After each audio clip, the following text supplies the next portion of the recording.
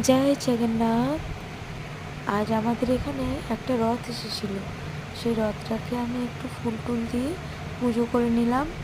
হ্যাঁ, সবাই রথের উৎসবে কেমন আছেন একটু জানাবেন প্লিজ। সবার রথ কেমন কাটলো? আমাদের এখানে রথ খুব একটা ভালো হয়নি, কারণ প্রচণ্ড বৃষ্টি হচ্ছিল সন্ধ্যে থেকে। তো সেই জন্য খুব একটা রথের উৎসব পালন করতে পারা যায়নি। আমিও কোথাও রথ দেখতে যাইনি। সবাই কে কী রথে কী খেলেন, কী করলেন, আমাকে একটু কমেন্ট করে জানিয়েন, একটু জানাবেন প্লিজ।